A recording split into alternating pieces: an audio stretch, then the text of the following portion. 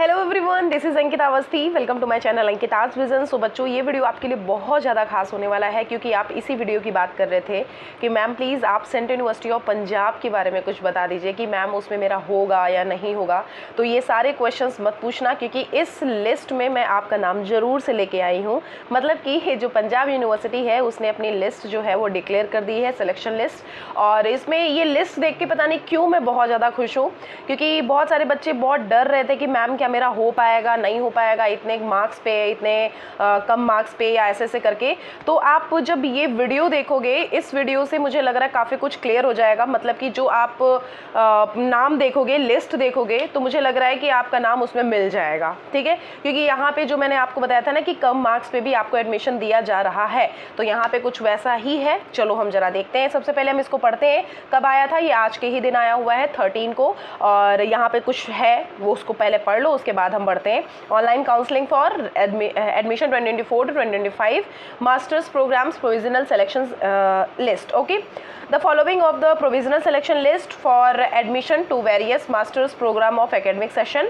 और यहाँ पे लिखा हुआ है कि the provisionally selected candidate are required, यहाँ पे देख लो, required to deposit the admission fee online latest 15th of May. मतलब आपको जो यहाँ पे ये लिस्ट आई है, इस लिस्ट में जितने भी बच्चों के नाम आए हैं, अगर आपको एडमिशन लेना है तो बेटा 15th ऑफ मे तक का अपना जो फ़ी है वो यहाँ पे सबमिट कर देना, लेट मत करना। For securing their allotted seat, failing which the allotted seat shall be declared vacant and offered for next candidate in waiting. समझ लो यहाँ पे कि अगर आपने वो सीट छोड़ दी, मतलब माना कि जैसे आपका नाम इसमें आया हुआ है और आपने क्या कर दी, वो सीट छोड़ दी, तो बेटा वो सीट फिर छुट्टी ही रहेगी। आप सोच रहे हो कि नेक्स्ट में करके हमारा आ जाएगा, तो नहीं। मतलब वो अगर आपने फ़ी नहीं सबमिट करी है तो वो सीट किसी और को अलॉट हो जाएगी, आपकी सीट। ओके, फिर लिखा हुआ है to deposit the fee the candidates are required to log in on admission portal Samarth using their this and यहाँ पे लिंक देख सकते हो। इस लिंक के अकॉर्डिंग आप आराम से एडमिशन पोर्टल को ओपन कर सकते हो। इसके थ्रू आप प्रोसीड भी कर सकते हो आगे। फिर लिखा हुआ है provisionally selected candidate must satisfied. देखो, अगर आप ये नहीं पढ़ोगे कोई मतलब नहीं है, आपको ये पता होना चाहिए। Satisfy the conditions that they appeared in the CUET paper code and fulfil the minimum eligibility condition as given the university prospectus. जैसे कि मैंने ऑलरेडी उसको पढ़ा दिया था कि अगर आपकी एलिजिबिलिटी इतनी है बेटा, तभी आप यहाँ पे फॉर्म फिल करोगे। ठीक है, बिफोर सबमिटिंग द फी, उसके पहले आपको प्रोस्पेक्टस पढ़ना है, आप फी सबमिट करने से पहले। SC, ST, OBC, NCL categories whose name appear in the unreserved selection seat या list should ensure that they fulfill the minimum eligibility condition without any relaxation of marks before submitting the fee. The admission shall be strictly provisional subject to the verification of eligibility, academic qualification and document at the time of registration and shall be cancelled in case of submission of the false information and qualification। देख लो भाई, अगर आपने qualification and जो information है वो false डाली है bye the candidate, तो क्या हो जाएगा, कैंसिल होने के चांसेस हो सकते हैं, मतलब कैंसिल हो जाएगा। In that case the fee deposited by the candidate may not be refunded and whole responsibility shall lie on him और हर। मतलब यहाँ पे अगर आपने कुछ गलत फिल किया है या गलत आप डॉक्यूमेंट दिखाने जा रहे हो तो वहाँ पे आपका कैंसिलेशन हो सकता है बेटा। तो इसलिए देखो, यहाँ पे लिखा होता है, वहाँ आप जाओगे तो कभी कभी कंडीशन ऐसी, ज़्यादातर कंडीशन यही होती है कि पॉसिबिलिटी थोड़ी कम हो जाती है, लेकिन अगर बहुत ज़्यादा गड़बड़ है तो दिक्कत है, अगर थोड़ा मोड़ा गड़बड़ है तो फिर वो मैनेज कर लेते हैं। फिर लिखा हुआ है all the candidates whose name are displayed here are required to deposit the admission fee online latest by 15th May till 11:59। मतलब आप रात के 12 बजे से पहले तक यहाँ पे फॉर्म फिल कर सकते हो।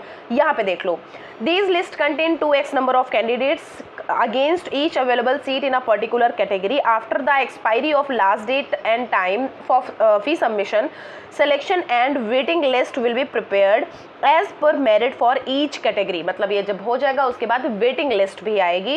Waiting list candidate will be adjust against the vacant seat as and when a vacancy arises। अगर vacancies होंगी तो आप उसमें vacancy में आ सकते हो।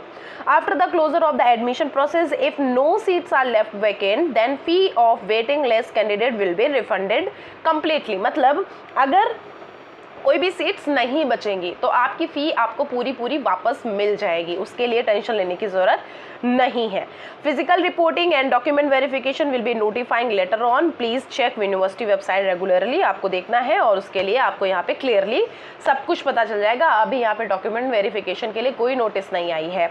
Hostel facility is limited, allocations of hostel facility will be as per the university rules, और university के रूल्स मेरिट पे आ जाते हैं कि आपकी मेरिट अच्छी होगी तो हॉस्टल्स भी मिल सकते हैं।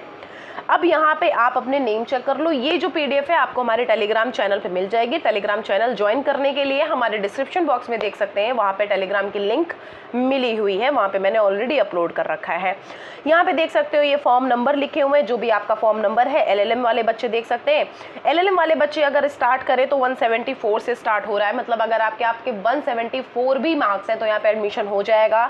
172, 172, 166, 166, 162, इस तरह से आप एलएलएम को देख लो, मतलब आपकी जितनी सीट्स है उससे कुछ ज़्यादा पे ही यहाँ पे नाम दिए गए हैं, मतलब कुछ ज़्यादा ही सीट यहाँ पे अलॉट की गई हैं। तो आप उसके लिए भी थैंकफुल हो सकते हो पंजाब यूनिवर्सिटी को कि उसने बहुत सारे बच्चों को एडमिशन दिया है।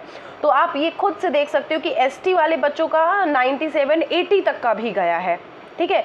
और फिर जो एलएलएम में आते हैं, जो अलग अलग उस पे कोड पे हैं, उसके लिए देख लो 102 है यहाँ तक के। फिर जो ओबीसी एनसीएल है उनका भी देख सकते हो, ओबीसी एनसीएल का लास्ट गया है एलएलएम वाले बच्चों का 110, मतलब आपके 110 मार्क्स भी हैं तब भी यहाँ पे आपका एडमिशन हुआ है। नहीं अभी और भी 107 नंबर। और ईडब्ल्यूएस वाले बच्चे का 114 नंबर भी गया हुआ है, तब भी आपका एडमिशन हो गया है, जैसा कि मैंने ऑलरेडी आपको बता रखा था वीडियोज़ में। फिलॉसफी वालों का 285 हाईएस्ट गया है, उसके बाद हम धीरे धीरे बढ़ेंगे हम कैटेगरी वाइज।